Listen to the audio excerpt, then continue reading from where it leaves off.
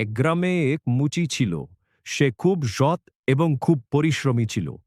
তার ব্যবসা ভালো চলছিল না, তাই সে খুব দুঃখিত ছিল।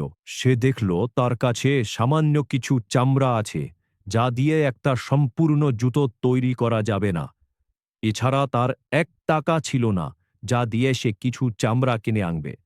তাই সে খুব দুঃখিত ছিল এবং যেটুকু চামড়া ছিল সেটা সে কাটাকাটি করে রেখে ভগবানের কাছে প্রার্থনা করে ঘরের ভেতর চলে গেল।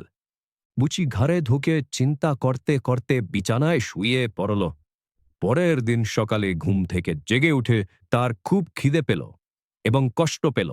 তারপর মুচি ঘরের দরজা খুলে বের হলে দেখতে পেল তার বাড়ির বারান্দায় এক জোড়া জুতা রাখা আছে। দেখে সে খুব অবাক হল এবং জুতো জোড়া হাতে তুলে দেখল এবং মুচি খুব খুশি হল। দিনের বেলা তার কাছে 2 জন ক্রেতা এসে কিছু টাকা দিয়ে জুতো জোড়া কিনল। মুচি হাতে টাকা পেয়ে খুব খুশি হল।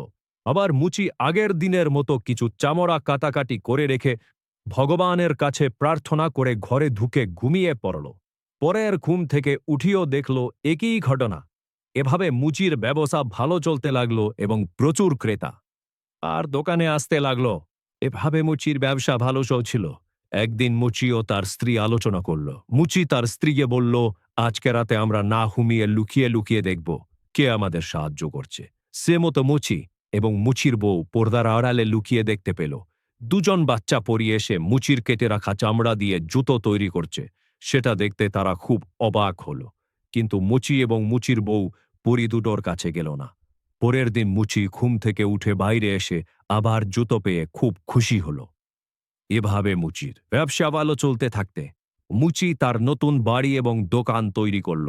খুশি খুশি ব্যবসা চলতে থাকতে এরপর আর তারা বাচ্চা ছেলে দুটোকে আর দেখতে পেল না, কিন্তু মুচি এবং তার স্ত্রী সুখের সংসার করতে লাগলো।